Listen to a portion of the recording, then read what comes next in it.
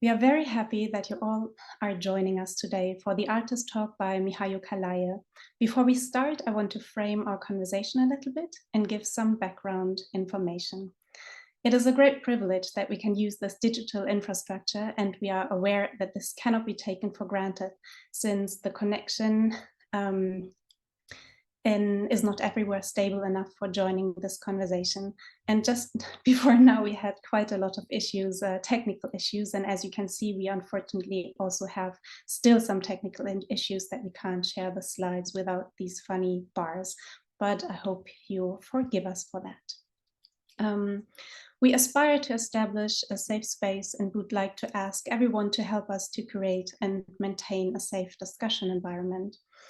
As we are discussing topics like colonialism, repatriation, and reparation, these discussions may escalate quickly. So be mindful of how you formulate your contributions, as they can be interpreted differently online than you intend. Please exchange your ideas in the conversation and in the chat respectfully. Please find the most generous language to engage with each other. And if you would not say it in person, please don't do so online. If you are exposed to any discrimination or any other emotional or verbal harm during the online conversation, please seek one of our team members. You can recognize them by the letters DRR written behind their names. Please keep your microphone muted and your camera turned off during the whole time. After the presentation of Mihayo, there will be time for Q&A. You can either write your question in the chat and then one of our team members, Enno, she will read them out, or you can raise your virtual hand and ask your question yourself. And then the moderator will let you know when to unmute and to turn your camera on. All this could have not been possible without help of a lot of people in the background. So we want to thank the Museums Lab for their great and continuous support. Especially tonight, a big thank you goes to Selina and Lisa, who support us technically. We also want to thank the Goethe Institute in Kenya, and a special thanks goes to Savvy Contemporary for the insightful conversations and their support. So thank you, everyone. And now some background information on our group. The Disrupting and Reorienting Restitution group met last year during the Museums Lab program, and we decided to continue exchanging and working together. And we are so happy and proud that a year later, we are able to host the series of events. We are about 13 people from Africa and Europe, all working in the cultural sector. Some as researchers, some as artists, some as educators or curators. We came together as we wanted to, and still want, to disrupt and reorient the discussions on restitution. We aim for a people-centered, multidisciplinary approach to restitution. And we want to set the focus on marginalized voices from Africa and the diaspora, centering indigenous knowledge. And we also try to shift the conversation from a very academic setting and find other translations.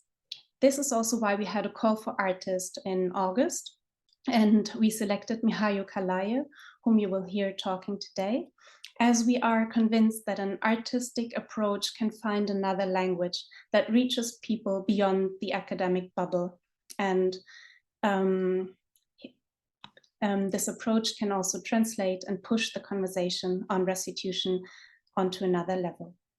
So today, this is the third and last event in our series on forbidden knowledge.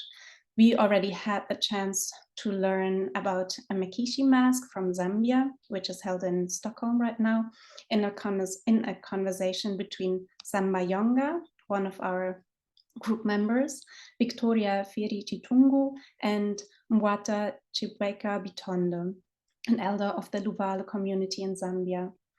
And in the second conversation, that was led by Lydia Nafula from Kenya, Campbell Price from the Manchester Museum, and our team member Heba Abdelgawad, was centering around ancient Egypt and Kenyan so-called dolls, fertility figurines. For me, what was really surprising, amongst many things I learned, was the fact that the knowledge which got delegitimized and forbidden during colonial times continues to be forbidden or even demonized in the African context. If you missed the conversations, you can find the YouTube links on our website. But now let's get started with the talk today. I'm very, very happy to hand over to Mokia Laisin from Savvy Contemporary, who agreed to moderate and join the conversation today, and to Mihayo Kallaye. He's a multimedia installation artist from Tanzania and the DRR artist in residency, who will give us an insight into the ideas he developed during the residency. So yeah, the floor is yours. Welcome to tonight's talk. Thank you, Stephanie. Hello, everybody. Thank you all for joining us today for this talk. Mihayo and I will walk through Mihayo's presentation and then discuss them. I'll have a few questions for Mihayo and a few different entry points into this conversation and into the ritual which Mihayo visits in his work. And yeah, just to echo what Stephanie said, we were interested in this specifically as Savvy Contemporary, of course. You know, we were interested deeply, we identified deeply with this restitution discourse. We were constantly trying to find different entry points into this and different ways for us to relativize this this conversation into the daily lives of people who might feel alienated by this or might not feel as though they have the agency to speak on this or to relate to it. And it's the fact that, you know, as time passes, more and more people lose access to the knowledge and to the agency to actually even approach this topic. And so it's a great task to put on artists like Mihayo's shoulders to be able to find a language, you know, to find a form to articulate this issue so that it can transcend these circles within which it's often held. Yes, I think at this point, you know who I am. I'm Mokia Laisin. I'm from Cameroon, based now in Berlin, Germany, with Savvy Contemporary. Mihayo. Hello, everybody. I hope you hear me, and sorry, I think I have a very bad internet network. But my name is Mihayo Kallaye. I'm a multimedia artist based in Dar es Salaam, Tanzania. And I'm grateful to have this opportunity to show my artistic practice during all these residencies. This is like the final. And for me, it's like an open studio to open doors to everybody, to my artistic practice, to my process, to a piece that is just the beginning. So in future to develop more, and today I invite you everybody to participate in questions and discussion. And I want to reflect a bit about the residency. It was a very interesting process, as I was lucky to be presented with materials and knowledge from people who work closely with the discourse of restitution. And I was even more happy and grateful to have the chance to research on these knowledges that I believe myself as an artist, as an African, have been disconnected from. As I was born and I grew up and I went through an education system that was very colonial, that I didn't get opportunity to be told about these knowledge. So from all the time in the residency, one of the very important thing for me was how material was used, the use of materiality. Our ancestors had a very great sense and understanding on how, as human beings, we connected to our environment. And even when I was looking at the makishi and the fertility sacred objects, they were all made from materials from the environment.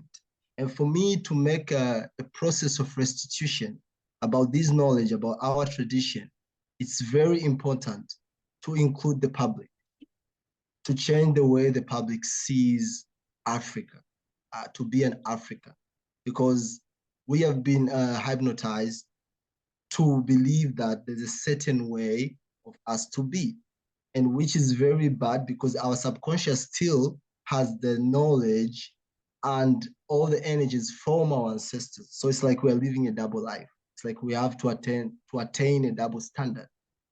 Our conscious wants us to attain a standard that's not us, that we don't have the roots, but our subconscious is still stuck with our ancestors, like our ancestors still want to communicate to us. So I'm very grateful to present what I want to present today. I hope the Zoom thing works very well so that you get to grasp the idea. And maybe I will allow Mokia, if it's okay, they can share the video. Yeah, of course. I'm not sure who will be sharing it. Maybe our technical support. Okay. Imogen will share the video. So if you're ready, you can just share the video.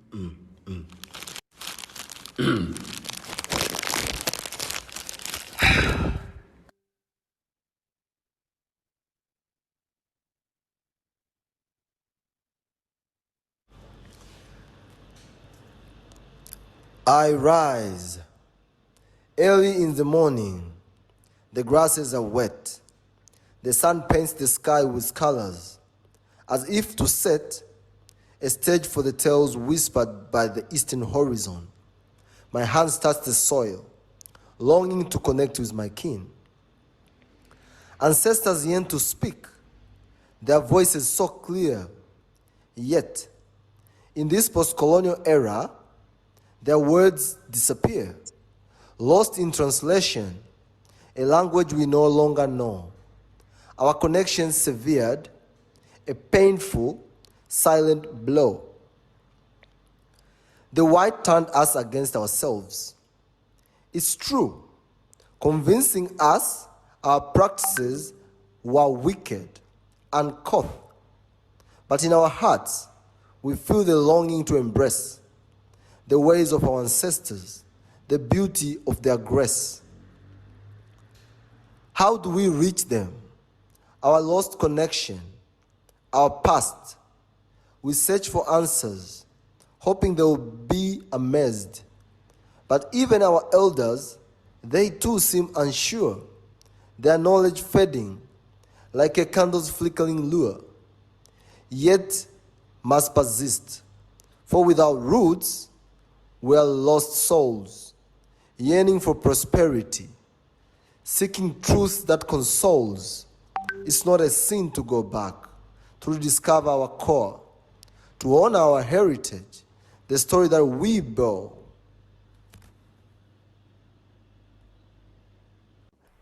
Now looking back, I know and I appreciate now that when you grow up in a colonial system, or in whichever system you grow up, people who design that system design in such a way that they will produce a certain kind of people, because they give them a certain kind of information, they expose them to a certain kind of information, and they keep certain kind of information away from them.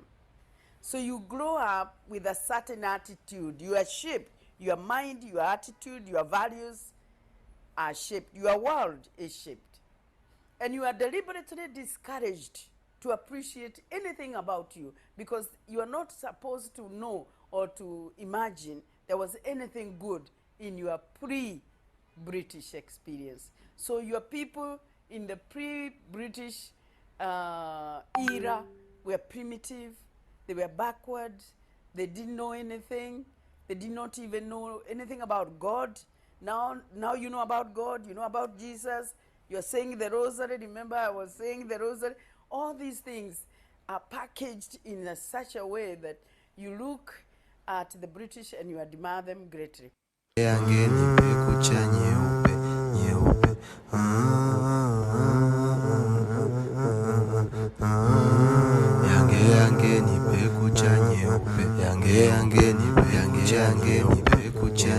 nyeupe, yange yange nipe kucha nyeupe, nyeupe, yange yange nipe kucha nyeupe, nyeupe, yange yange nipe kucha nyeupe, nyeupe, yange yange nipe kucha nyeupe, nyeupe, yange yange nipe kucha nyeupe, nyeupe, yange yange nipe kucha nyeupe, nyeupe.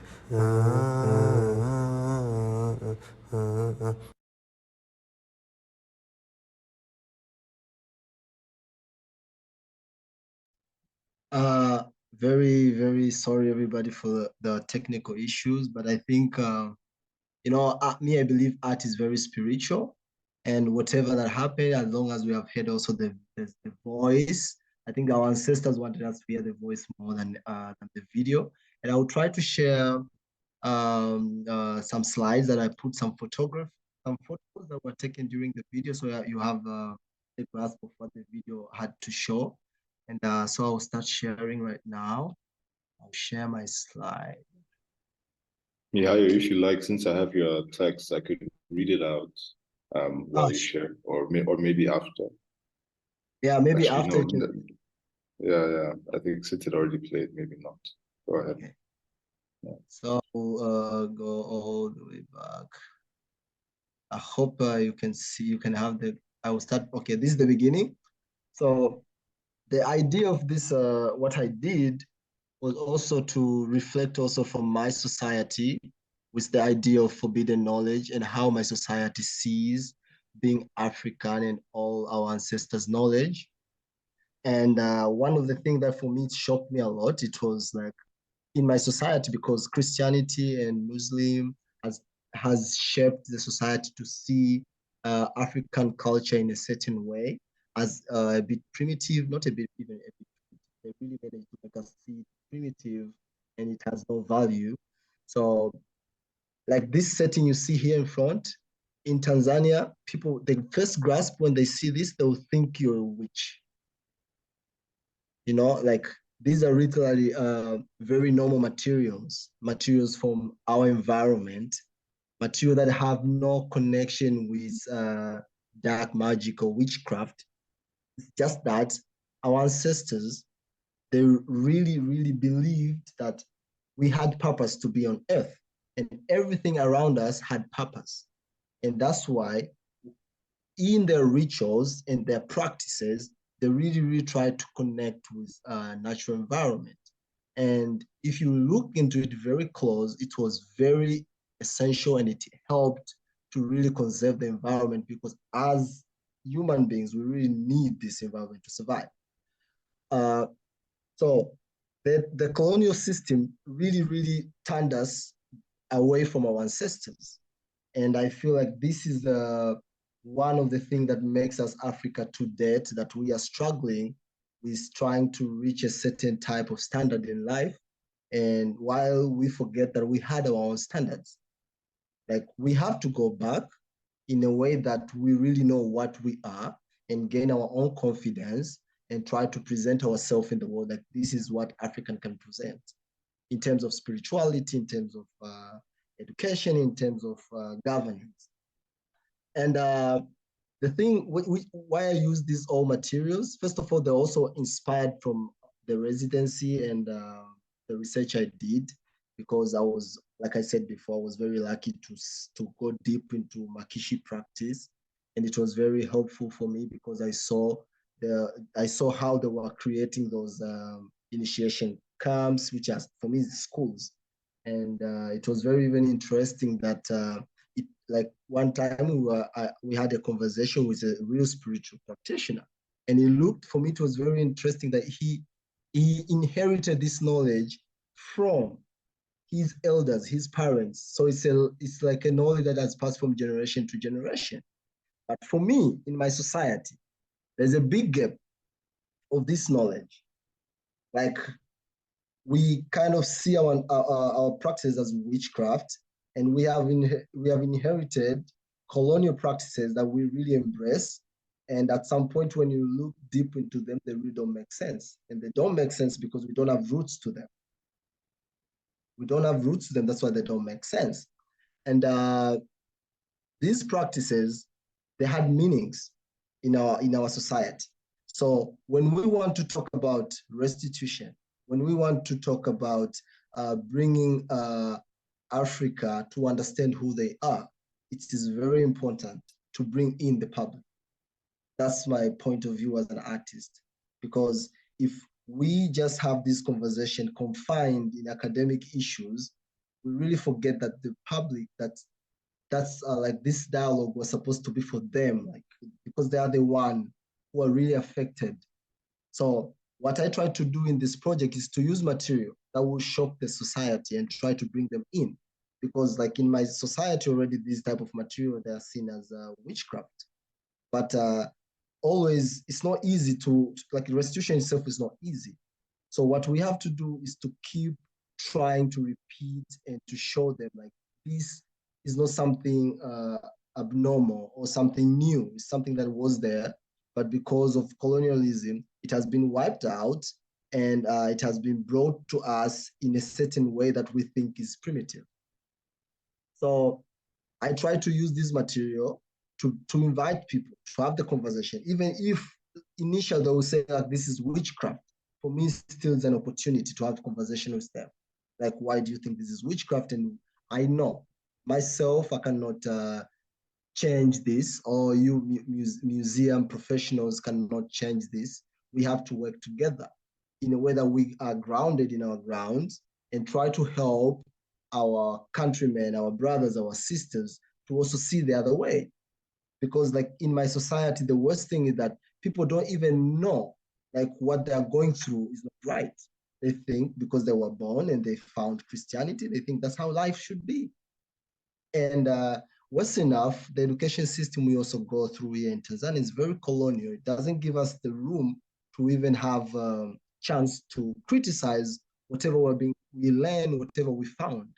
So it's very sad that we have societies that even the government itself, it's happy to see the societies is in a blind situation because it's easy for them to control it and to favor the former colonial governments, because we know until now they still control governments. So for me, it's very essential to go back to start seeing these materials, which are very normal in our society, like as normal materials. The knowledge around these materials, we should also own them and feel like these are our knowledge from our ancestors. It's a form of language that connects us.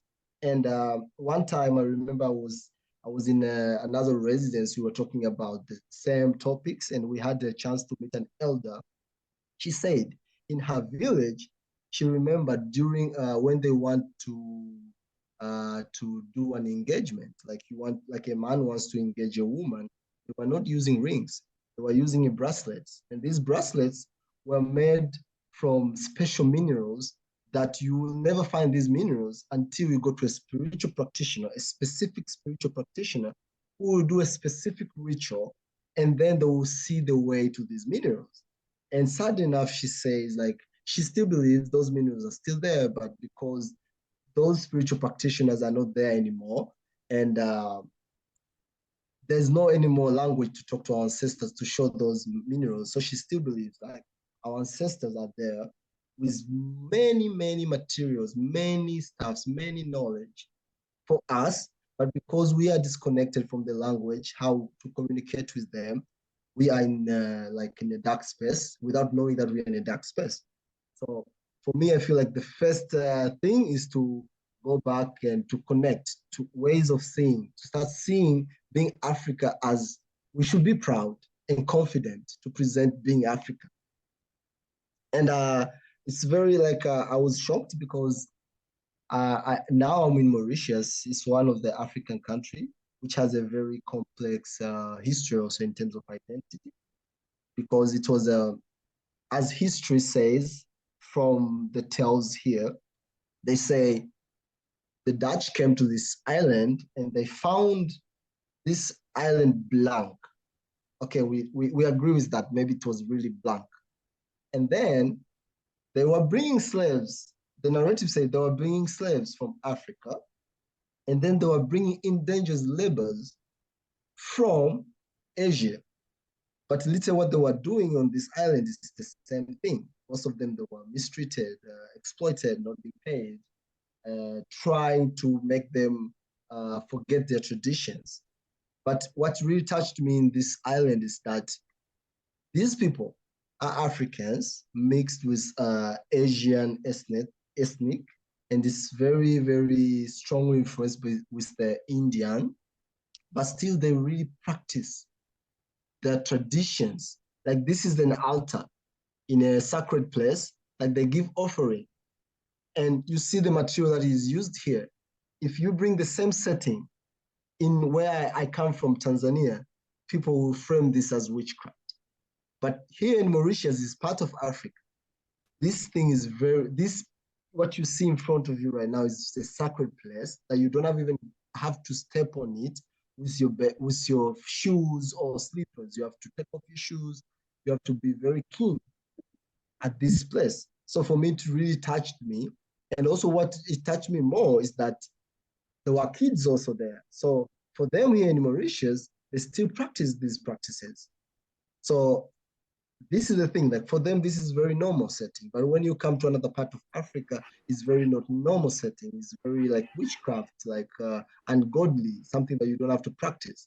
So the point I want to make here is that the ways of seeing things is very important during restitution. We have to give our people confidence and to ground them. Like being an African, doing what Africa used to do pre-colonial is very normal, and it's even more powerful and more meaningful to us. Maybe I can also invite Mokia if you have anything to say. Yes, thank you, Mihayo. Thank you for your thoughts. I wanted to say thank you for your performance and for your insistence on including poetry in it. I think it adds an element of it that,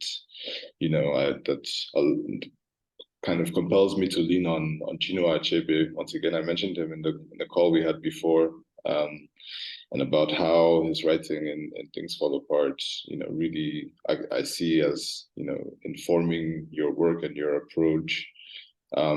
There's a story of Okonkwo's first son, Nwoye, who was one of the first of his family to be converted to the new religion, right? And he writes about how it wasn't necessarily he says it was not the mad logic of the Trinity that captivated him. He did not understand it. It was the poetry of the new religion, something felt in the marrow. The hymn about brothers who sat in darkness and in fear seemed to answer a vague and persistent question that haunted his young soul. The question of the twins crying in the bush and the question of Ikemefuna, who was killed. He felt a relief within as the hymn poured into his heart. Were like the drops of the frozen rain melting on the dry palate of the panting earth. Nwoye's callow mind was greatly puzzled. And I think of this because I think it's also interesting for us to kind of try to appropriate, the methods that the colonizers use when kind of when they infected the continent with their religion, right? And they used their religion as a tool to control the people and to insert their own narratives, their own ideas, their own culture, and their own structures onto the continent. There's another line from the book in which I also mentioned earlier, which was, I think before I read it, I would just like to mention it comes from this idea that you keep mentioning, which is that your practice, if you do it in Tanzania, you're perceived as a witch doctor, right? Like you're perceived as doing something, which is paganistic, which is non-Christian, non-religious even, right? It's somehow problematic, and it's this idea that the materials that you use and the materials that are used and also in different contexts, have an inherently religious connection to them. The artifacts that we often deal with in the context of restitution have an inherently religious, connotation. And so we have to ask the question of, when we visit this discussion, we have a situation in which a lot of people are viewing these artifacts as belonging to a religion which is not theirs anymore.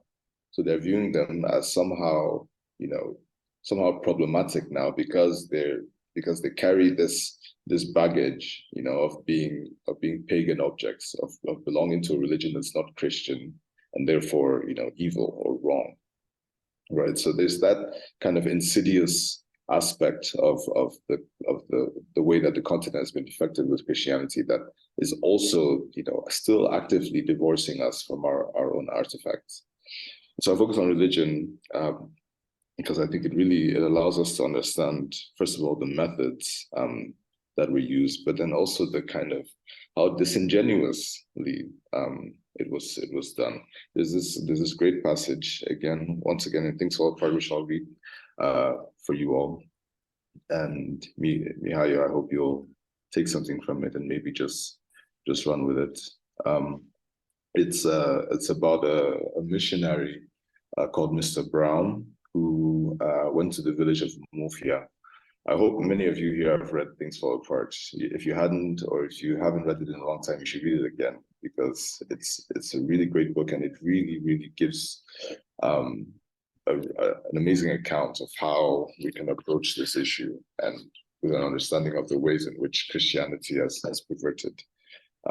Christianity and Western religion in general has been used to pervert our own understandings of our own culture and our own traditional religions. And let me just find the passage. So it says, whenever Mr. Brown went to that village, he spent long hours with Akuna in his obi talking through an interpreter about religion. Neither of them succeeded in converting the other, but they learned more about their different beliefs. And this is Mr. Brown.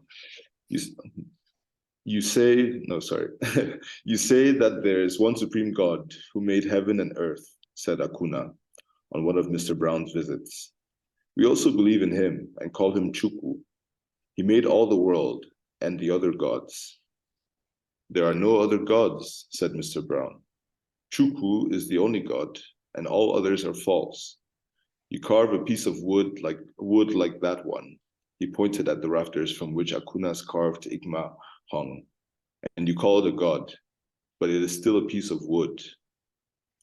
Yes, said Akuna, it is indeed a piece of wood. The tree from which it came was made by Chukwu, as indeed all minor gods were. But he made them for his messengers, so that we could approach him through them. It is like yourself, you are the head of your church. No, protested Mr. Brown. The head of my church is God himself. I know, said Akuna, but there must be a head in this world among men. Somebody like yourself must be the head here. The head of my church is in that sense in England. That is exactly what I'm saying. The head of your church is in your country. He has sent you here as his messenger, and you have also appointed your own messengers and servants. Well, let me take you another example. The district commissioner. He is sent by your king. They have a queen, said the interpreter on his own account.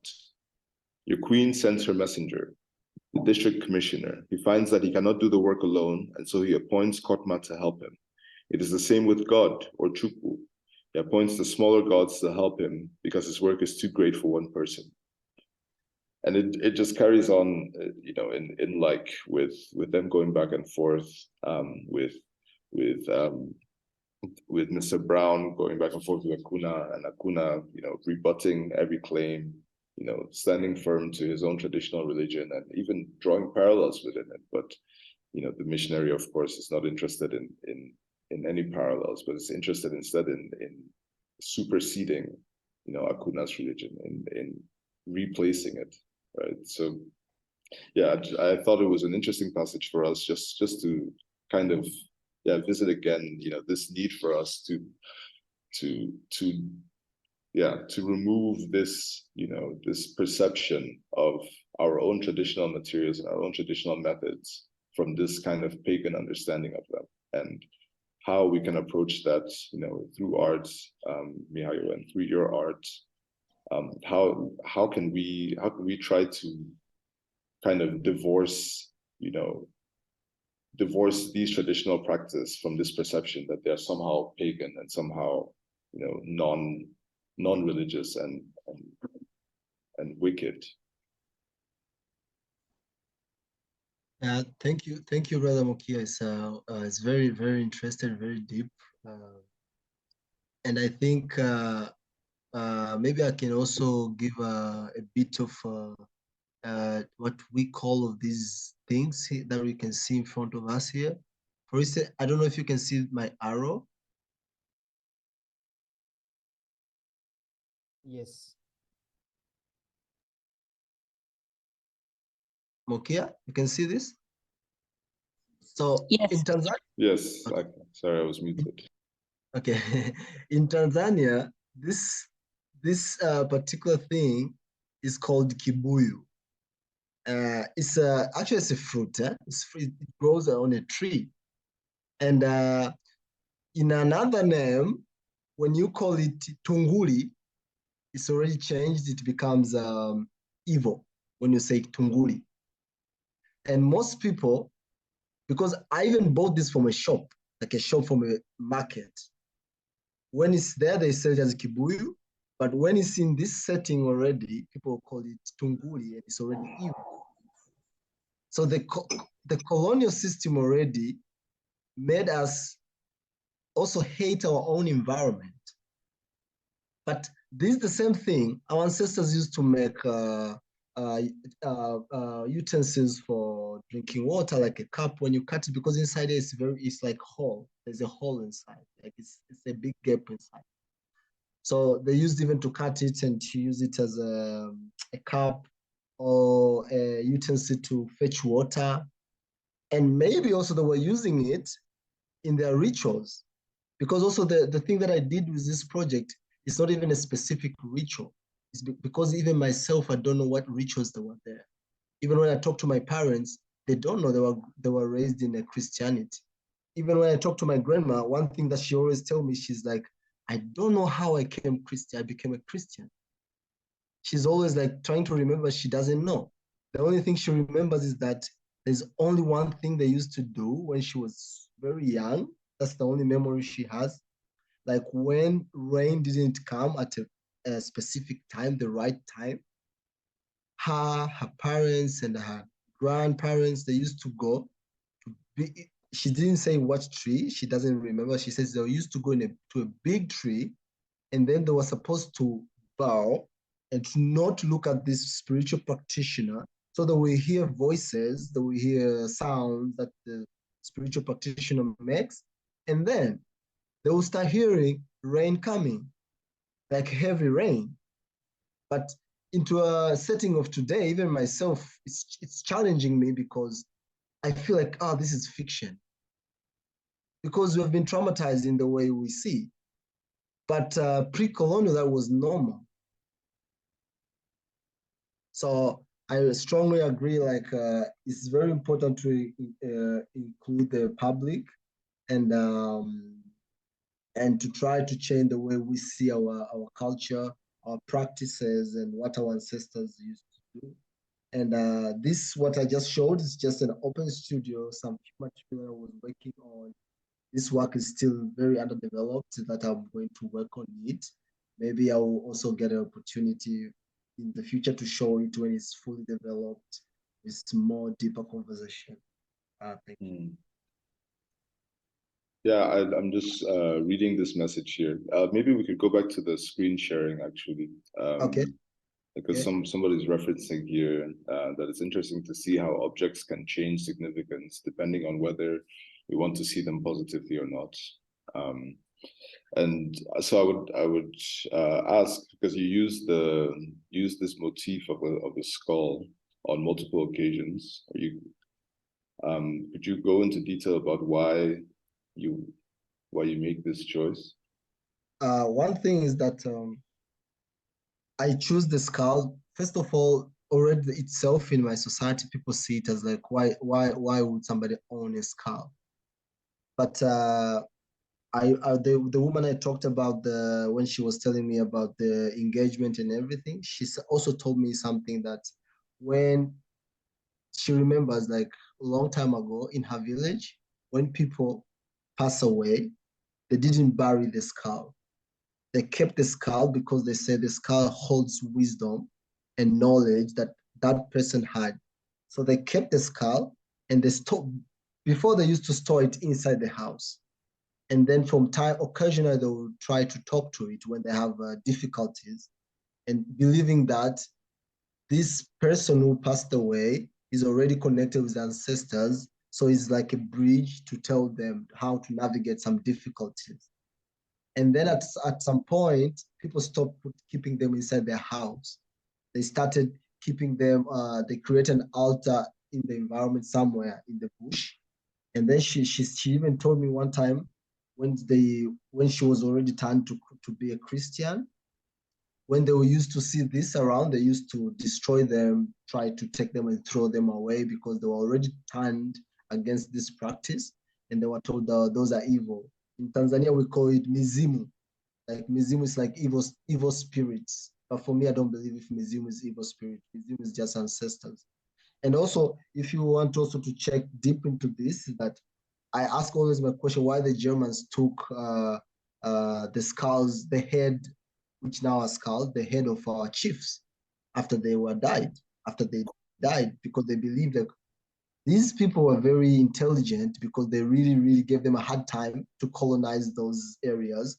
So whenever they managed to find them dead, because I don't believe they killed them, although the history said they killed them, or some of them killed themselves, but me, I don't believe if they killed themselves. I believe it's just that they found them dead, and then they took the head, only the head, and they shipped it to Europe. Until now, some of the heads, some of the skulls are still there holding them.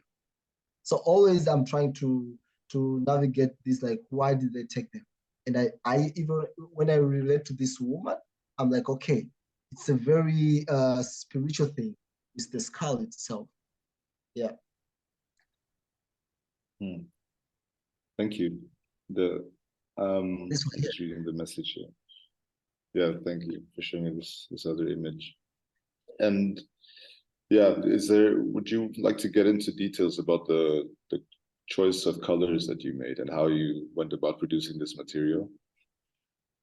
The colors, I've used the black, red, and white, and it's highly inspired by the colors that are dominant in the Makishi mask and the Mukanda practitioner. Mukanda is the initiation event for turning boys to be men. And I remember the spiritual practitioner explained about the meaning of these colors. And he also explained that the red shows that this is the death of those boys to join the ancestors. And the white represents the purity, like the reborn of those boys from the ancestors, like now they're men, not boys. So for them, that the white represented like these boys, when they went to Mukanda, it's like they died from the world we live and they went to a spiritual world. So they represent that with red. And then when they come out of Mukanda, the white represent the purity of those boys, those men, like this reborn, and they come from this event that they were talking to, they were joined with their ancestors. And the black, it represents us as black people. And at some point in the program, I don't have the video, but I'll show you one image. There's a white powder. I use the white powder. Not here. Here. I think we still saw it in the video, yeah, before it froze. Okay. The white powder, from my own research, I was looking at a documentary about Makishi, the Mukanda. After these boys come back to the village, the women were having white powder and throwing them to the boys, to the Makishi dancers. And this woman said, a very, very elder woman said, the white powder is a symbol of thank you, like a thank you. You managed to turn our boys to be men. So it was a good, what you say, appreciation. Yeah.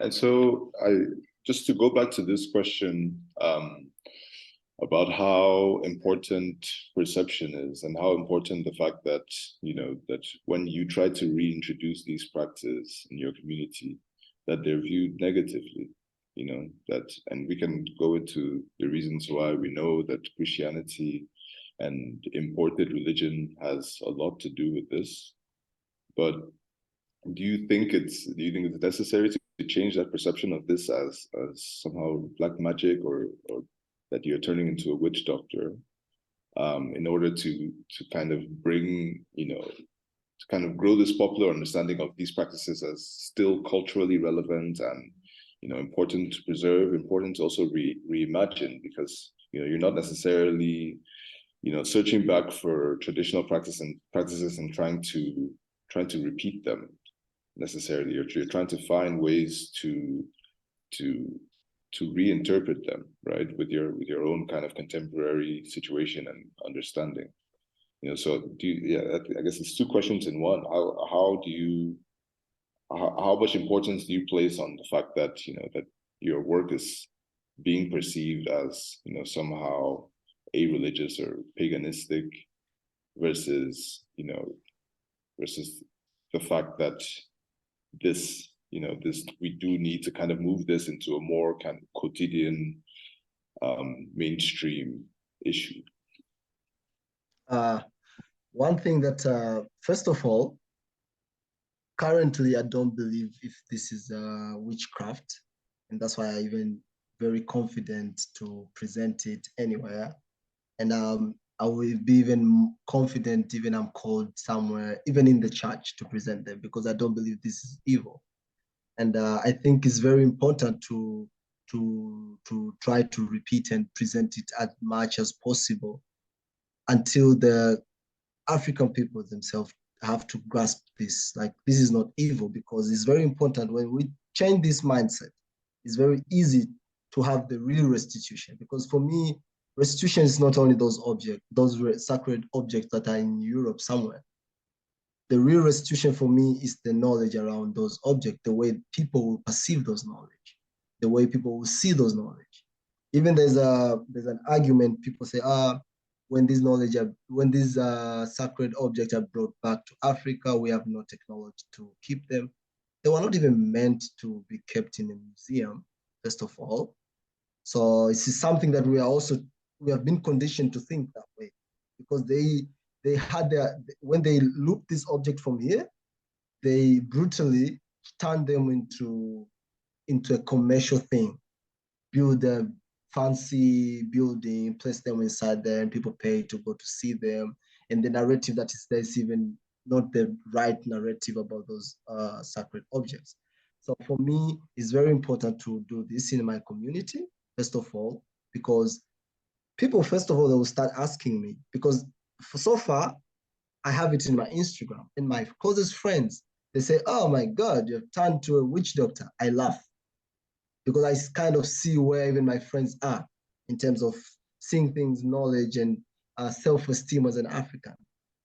So it gives me even more energy to keep doing it until they get it.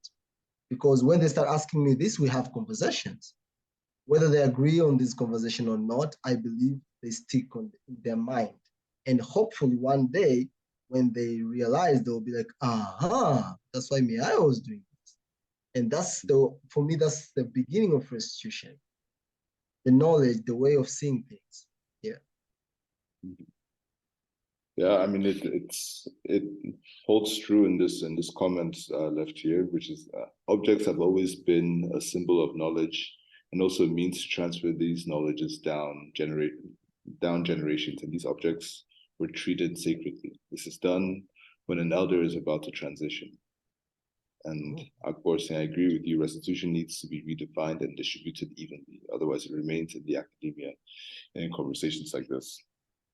So yeah, I'll use that as a point to follow, which is that, it's good that you're able to articulate to us that, like, you use the skull because you wanted to symbolize what it used to mean to keep a skull in your house or around your house, which was that, you want to collect, you want to respect your ancestors, and you want to collect the information that they might leave for you. You want to still be able to communicate with them and so on, but does this approach allow you to bring it outside of these circles, and into more contemporary circles, or does it just alienate people?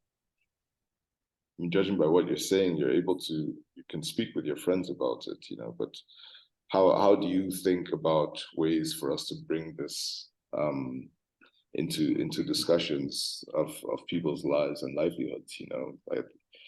I think we speak about this issue of restitution very often as something that's quite object focused, and there's a growing urgency for us to find ways to use the objects that have been stolen, the artifacts that have been stolen, as kind of a stand-in, right? So like a way for us to speak instead about the larger theft that took place, when these objects were stolen, the theft that continues to go on, right? So how do you find ways to kind of transition that into a broader conversation around economic justice, social justice? For me, currently, I feel like, yeah, I agree with you. It might be a bit scary to the public to engage with such objects, but I think I will use this term, to free yourself from colonial, like to free your mind from colonial perspective is not easy. And I say it's not easy because they have done it for so long in a way that our minds even see this as evil than the nuclear bombs that we see right now happening in the world. Strange. This thing that you see in front of you doesn't kill anybody, but it's just because the mindset of people feel like, oh my God, if I interact with these things, I'll catch bad magic, bad energy. But for me as an artist, I believe where I stand right now is the right side, not even right. I feel very comfortable where I stand right now as an African, and to be an artist is a privilege because I have a language to share what I see. I think as much as people might be a bit scared to engage with such material, I think I should keep doing it. And the only way to expand this conversation into wider conversation, to this practice into wider conversation, is to, that's why I prefer to have this type of practice public, so to engage with more people. I believe with more people, more conversation, more knowledge comes. So I believe like sharing this and still be persistent in doing it is the one way to allow it to go to a furthermore discussion. And maybe it might even inspire other artists to even take it more deeper than how I can do it. I'd like to that this. Yeah, no, I think it's a difficult question to answer, and it's why we're here. It's because we want to find ways to stop speaking just to one another about this topic, and to have the center of gravity of this discourse move away from Europe and more towards the source communities that like to which these objects actually belong. So we have to find ways to, first of all, even build an appetite, for this knowledge, and then and preserve it and use it in a way that makes sense to more people than just us. And it's no easy task to ask anyone to create a work of art or to initiate a discourse that reaches that. I would also like to open it up to our guests to see if there are any questions. If there aren't yet, you can start thinking about them now. And maybe we'll just give a few seconds to see if anything pops up.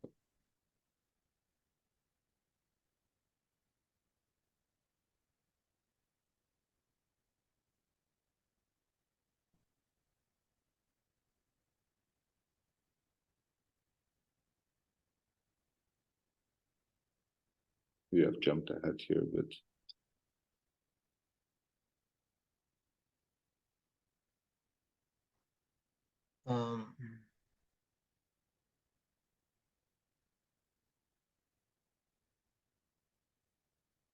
And maybe before you have those questions, I can share some thoughts about where we are currently. The thing also is, as Africans, we have so much potentials, and like already what we are doing as Africans currently, we start to wake up, and it's not even current. People have been waking up for so long, but we just need more time and process to believe in ourselves is what we're doing. Because I also believe a lot of potentials of us as Africans get lost because we try to live double standard. And when I say double standard is that because of the colonial system, it has situated us currently from our governance to individually in our households that we want to be as Westerners. And we struggle a lot to try to please the colonizers, like the standard they kept for us. And unknowingly that we use a lot of energy to do something that we don't even know very well. And another side of us is secretly trying to admire ourselves as African, but because we are not confident enough, we keep it to ourselves.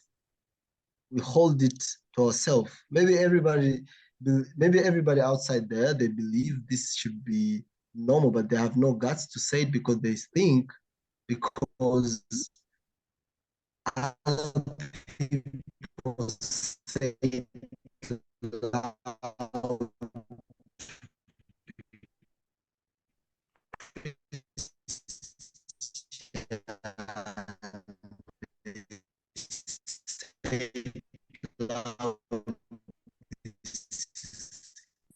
I think we're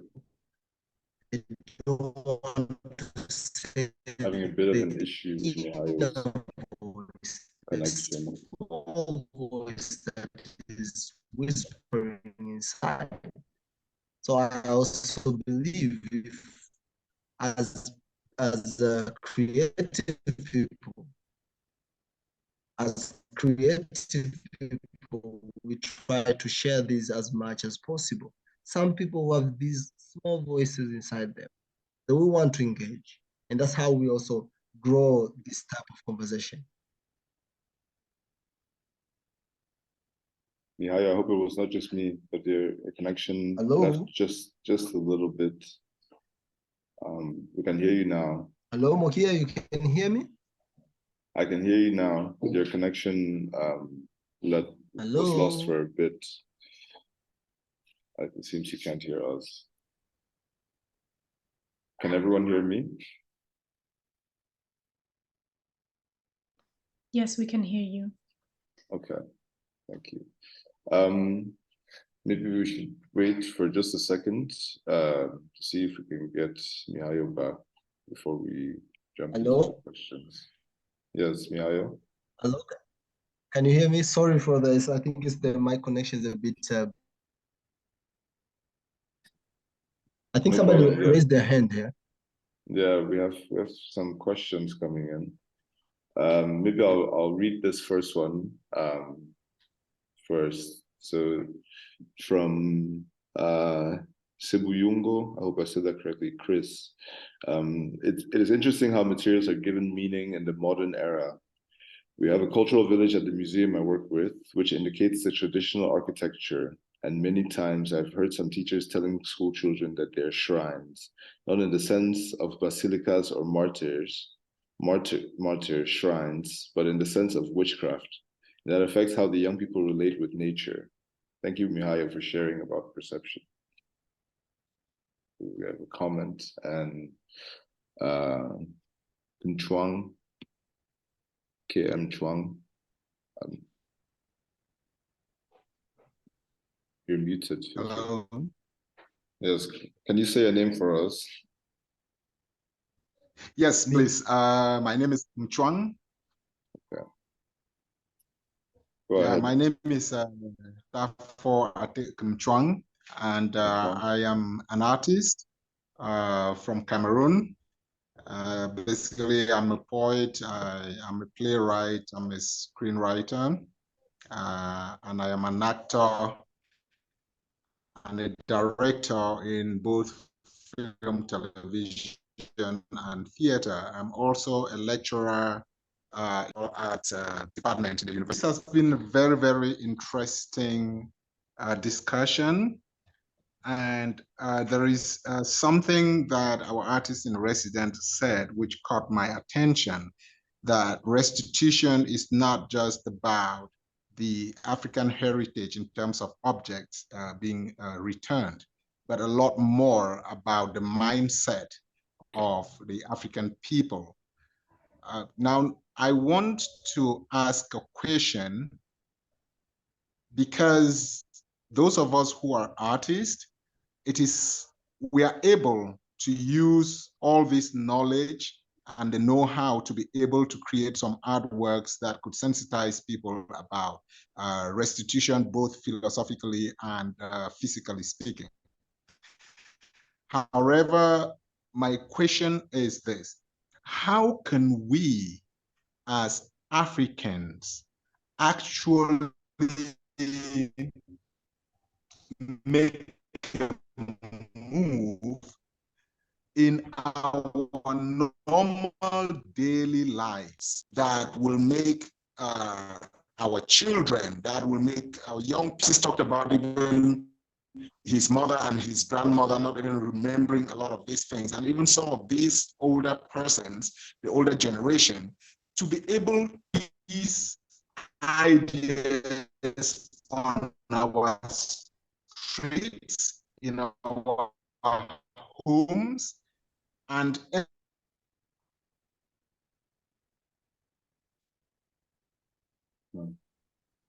connection is failing us. everywhere else in our daily lives. What are the practical things that we as Africans, people's mindset when they walk around in our... Mihayo, did you get that question? It's breaking up a bit. I kind of heard him. The ideas, the question I think is, how are we going to make this type of conversation, like the way of seeing restitution, the way of accepting ourselves as Africans in our daily life, like how are we going to make this as an artist? How are we as artists? How are we going? How is it possible? How is it possible to put this in our daily life? For me, I think I'll try to give my thoughts. It's a very good question, and it's something that I also believe like it should be in our daily life. I think, if I take example of myself, reflecting for myself, if I didn't have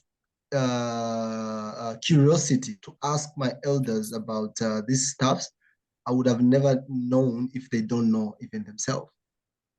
So I think as artists, we should create conversations around this. We should create artworks that will inspire conversations around in our societies, in our families, people to start talking about this. Because I'm not even 100% sure if we remember everything. But if we start talking about this in a broader conversation, and I believe art is one of the very strong tools to use to bring this conversation, because also like even Christianity and Muslim, how it was brought in Africa, it was through propaganda. People are going through everywhere trying to push this propaganda. And nowadays we are even lucky that we have technology. So I think as artists, we have to get very creative with technology in how to push this conversation, even if in a way of propaganda, but we believe one day to be very fruitful. At least for me, I believe is artists, like we have to push this conversation through creativity. And maybe technology can be a very good instrument to push this conversation. But I think this question is for everybody also wants to interact with it. Even you, Mokia. Yeah, it's a great question, and it relates also to the second question, which is how do we prepare the people spiritually to receive these artifacts?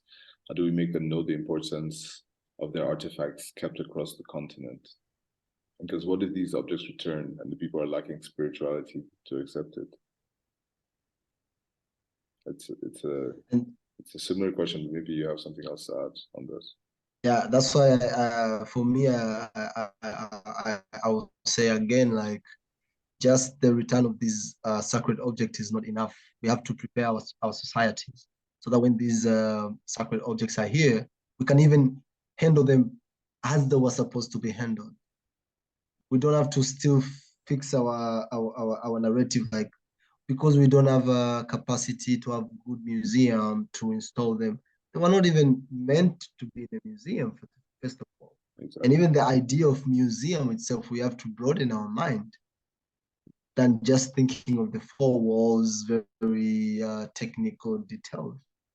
Even now, if you go to some villages, the villages themselves can be museums because they still have knowledge. In Tanzania, we have one place is called in Njombe. They have a very sacred forest. I don't know if people can Google. It's called Nyumbanitu. I don't know if I can write it in chat. Nyumbanitu forest in Njombe, Tanzania. You can people can also Google that and try to see the beliefs around that. The belief the tale that I had is that if you go to that forest and you just go inside that forest without talking to the elders there, you'll never come out. And when you go to that forest, there are also like wild chicken that they lay eggs everywhere. If you try to steal those eggs without the permission from the elders, you'll never come out of that forest. So I believe also like the idea of museum itself should really, really broaden, try to bring also those local people who will never come to museums so that they can also share their ideas and even share important sites like those. You can go and visit this museum itself. So yeah, I think it's very important to prepare the community, the society, before even these objects come here. We have a few comments I'll read, and then Akbar can ask your question. So from Sebuyungo, the institution I work with, in its earlier establishment, it was understood as the house of fetishes. And fetishes locally is understood to be mayembe, loosely evil spirits. This came about due to the collection of what was termed as ethnographic objects from communities. They shaped what people had to think about the museum. I relate with such meaning creation. I have a metal bracelet, a souvenir I bought in Turkana from the Dasanach people to remember the beautiful experience I've had over the times I've been in that part of East Africa. To my shock, many people associate it to witchcraft. The facial expressions, time spent watching my hand by some people has always told me a thing. We have a lot of work to do with perception issues. And this is the work Sabikota is doing. And Sebuyungo also added, I think it's a collective responsibility to have synergies in this, using museums or heritage spaces to communicate the values of such objects and how people co-lived and interacted with such objects and materials. And I was just asked to write down the title of the book. Yes, it's Things Fall Apart by Chinua Achebe. And Akbar, you had a question. I hope we didn't lose you already. Good evening. Thank you so much. Hi, Mokia. Hi, Mihayo. I agree with you. I think, as you rightly said, we need to prepare the communities before the restitution is done, because the discus has been limited to a group of people, and the communities where these objects were taken from I don't know if they are even aware of what is happening. In Cameroon, for example, where we have, internal conflict, it's difficult to access these areas to start doing the work, the spiritual preparation of which you mentioned before, of which Professor Chang asked about. So we are trying as a group.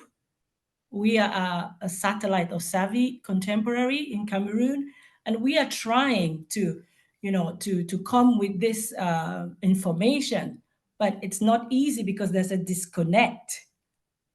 We don't have the people that were there when these objects were taken. And so it's really very challenging to go and, to get the people that would do the, how would I say, that would be able to be a bridge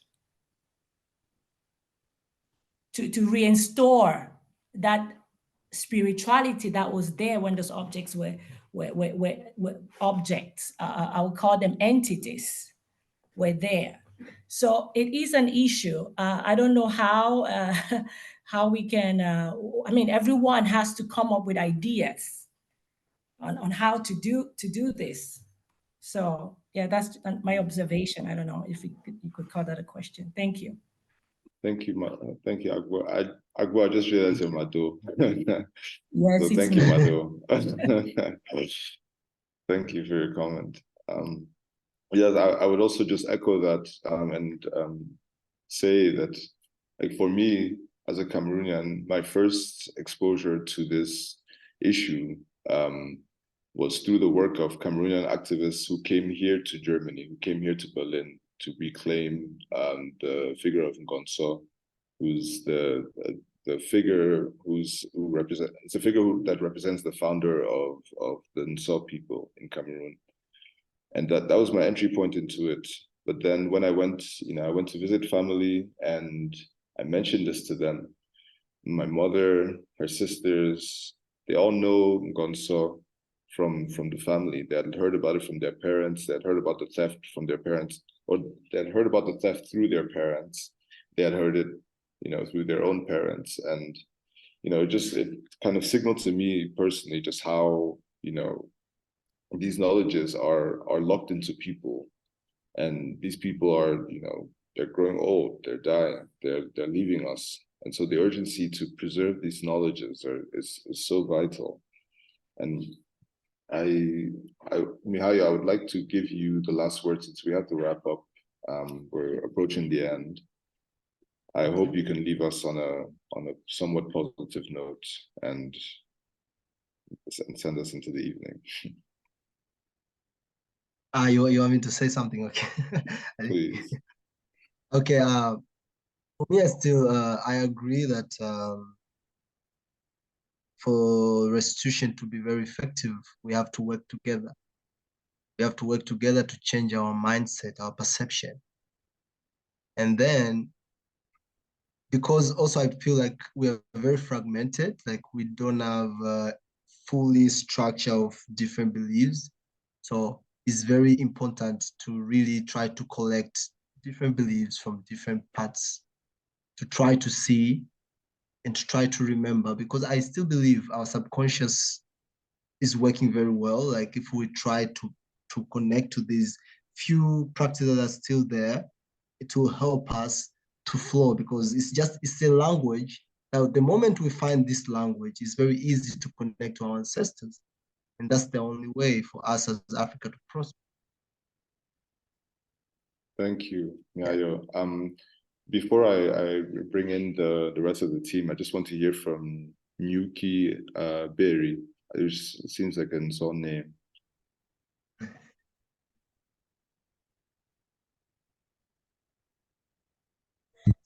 Good evening to all. I'm Nyuki Karen Berry from Suave Limber, and I'm really glad to be in this platform, in this meeting. And I just want to throw a light about what Mokia said about the Gonso. Gonso is the founder of the Saw people, the Saw land. She's a female, and during the Christmas period, the December period, we always organize like the Gonso Festival, where the different, we call them juju, are out to display, where the Saw community, both from far and near, come together to celebrate her. But for a while now, due to the crisis, we haven't had that opportunity to come together to showcase and to celebrate as a community the founder of the Sawland. So in such a case where we have to revive those traditions back, but with the shortcoming of the insecurities, how can we go about that to revive that? Because for my name, you can know that I'm from Saw, and I would so much love to bring my children to witness what I usually do when I was a child, to showcase my culture and all that, but I cannot do that because of my limitation. Did you say you're in Limbe? Yeah, I'm from Limbe, Suave. Okay. Okay. Yeah, I just sent you a message. Please get in touch because, yeah, as Savikota, which was mentioned earlier, will be in Limbe soon. And it would be, yeah, for the space that we're running there, which we would like to imagine as a space that can hold this issue. And yes, so we can get in touch after this, especially since we have to wrap this up. And I'd like to bring in the team back on stage.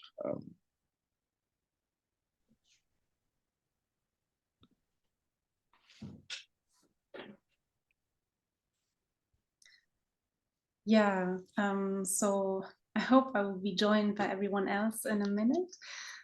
Thank you so much, Mokia, and thank you so much, Mihayo. It was a real great pleasure to have you here tonight, and it was super enriching. Thank you so much. My pleasure. Thank you all for having me. And thank you, Mihayo. Thank you, everyone. Yes, it's a conversation that needs to continue, of course. And yeah, I'm really inspired by Mihayo in particular, and with your command of this topic and your approach with your art. And I think if we had a few more artists like you, we could really get somewhere.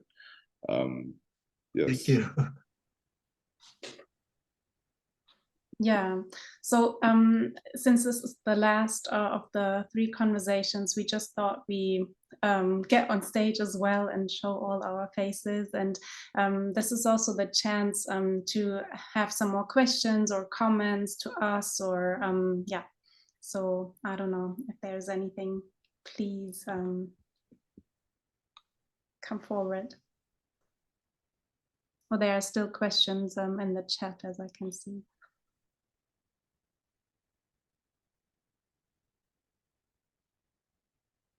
Yeah, that's the thing, like we will not stop at this point because we will also like put this conversation online. We will go through the chats because during the conversation there's so much rich exchange also in the chat, and we try to figure out how we can continue with it all.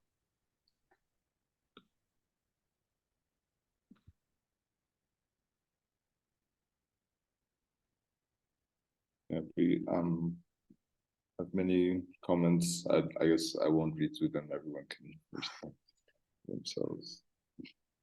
Yeah, so if there's anyone who wants to know anything more about our group, then you can do so. Otherwise, it's just has been a great pleasure, and yeah, we wish you a good night, I guess. Oh yeah, thank you everybody. It was very nice. It was very nice. And then, yeah, I can quickly go to one of the questions. Yes, the talk will be recorded. You can find all the 3 talks on our website, which Sophia just posted in the chat. And you can still follow us on Twitter, follow us we also have a LinkedIn page. And yeah, so here, very good. You we can just go directly. Oh no, now it's blocked again. We have some technical issues, but hey. And yeah, thank you very much, Imogen, for taking on this task, this difficult task tonight. Yeah, and then you join our mailing list and you will hear from us.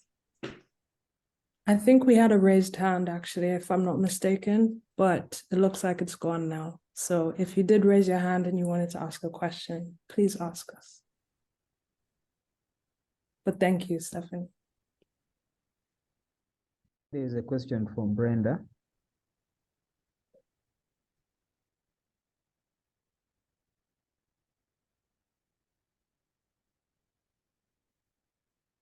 I can read this out briefly. Aside from the restitution that has to be done, please, is it really possible for these entities to still play the role they used to play? And other knowledge like the dressing code before the colonial masters came, these dressing codes, for example, are no longer considered as comfortable. In particular, I was doing a research on how women were treated during menstruation and what women usually use during their periods. Please, anyone has knowledge on this?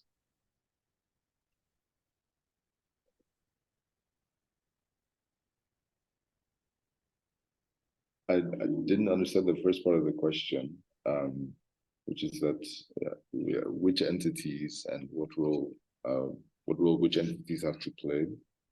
And with regards to dress code, before the colonial masters came, the question's a bit unclear. And the last part of it, I have no reference for. Does anyone? Hi, can you hear me? Yes. Hi, my name is Sambayonga. Thank you everyone for the incredible contributions and interactions. And thank you, Mihayo and Mokia. That was such an insightful conversation. I was writing notes as if we're not part of this whole process. Everything was a learning experience. And I think that's the important thing to take away from this, is that we're all in flux and in the process of learning. And it's interesting, the comment that has just come in referencing, I guess, a particular piece of information that has been transmitted as truth. And these are some of the things that we're trying to question, you know, whether what it was that we did before colonialism, whether it's what we wore, whether it's what we used during our menstruation processes, and how we were treated, because a lot of those things are distorted. So I think when some of these questions come to us, we might not have the exact and clear answer, but I think what we need to start questioning as well in that same ecosystem and framework is that, where did it come from? And why do we know this as a truth?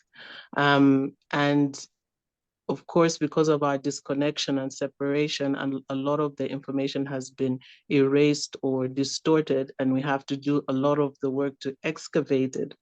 But the important thing is to keep those questions coming at the forefront and to dig deeper than just the immediate reaction, because I think a lot of the time we react immediately to like, oh, but before colonizers came, we did this, and now we're told we do this. So which is the truth? The truth is, we're still discovering the truth and uncovering it through all these processes. And this is a part of it. And I think this is what Mihayo was trying to explain. So I think it's great that these are the thoughts that have come to you, but it's about pushing ourselves even further. Thank you.